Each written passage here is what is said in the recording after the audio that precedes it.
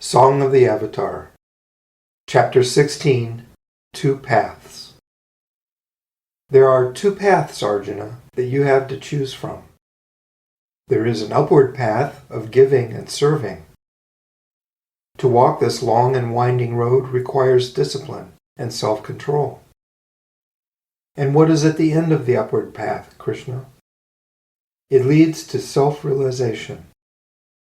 But there is also a downward path that leads to darkness and suffering. Why would anyone take the downward path? Mostly because those who walk the downward path are not aware that they have a choice.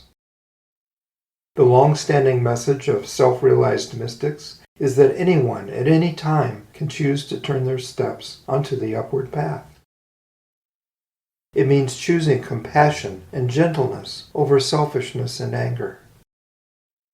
On the downward path, there is little belief in spirituality or morality, but there is great belief in that which is perceived by the senses.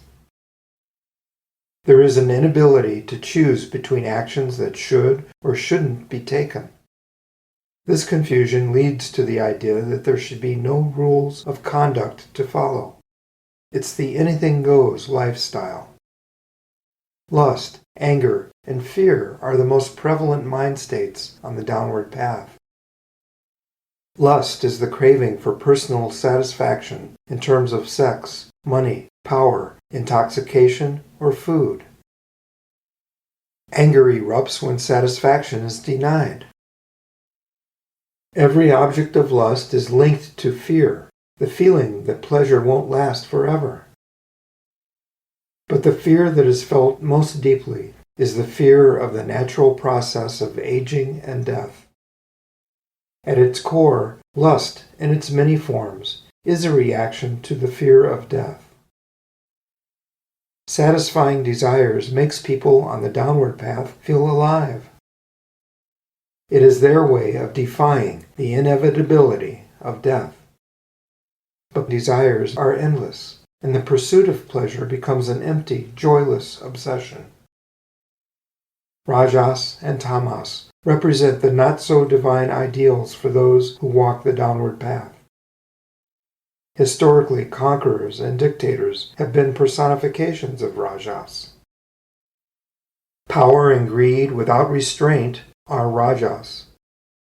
For the tamasic individual, the downward path has led to a private hell of apathy and desensitization.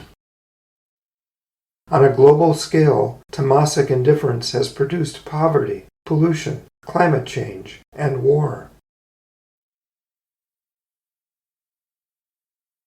Arjuna, in the grand scheme of things, those souls who are full of hatred and cruelty will be reborn into cruel and hateful families. It sounds like a vicious cycle. Isn't there any hope for those souls? There is hope, although for those on the downward path, it may take a longer time to learn from life's lessons. When they learn to transform their self-centered thoughts into thoughts of compassion for others, their karma will change. So, changing our karma means changing the way we think? Yes, Arjuna. And thoughts will travel with the soul from one lifetime to another. Imagine that your thoughts are like a flock of birds. At the time of death, that flock of birds will leave your body and fly on ahead of you toward your next incarnation.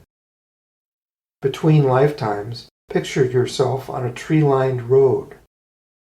You can't see the birds now because they have landed in the trees at the far end of the road. You may hear their distant chatter, but you can't see them, for they're hidden in the leaves, waiting for you to pass by. When you have reached the end of the road, you are ready to be reborn. The birds swoop out of the trees and into your newly emerging consciousness. And you will start a new life, equipped with a new body, but loaded down with the same old thoughts. Become aware of your thoughts, Arjuna, through the practice of meditation and the self-discipline of yoga. Understand that your thoughts influence your actions, and that your actions will have an influence on the people around you.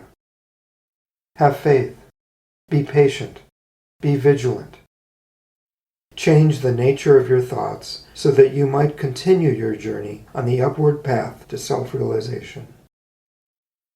Namaste.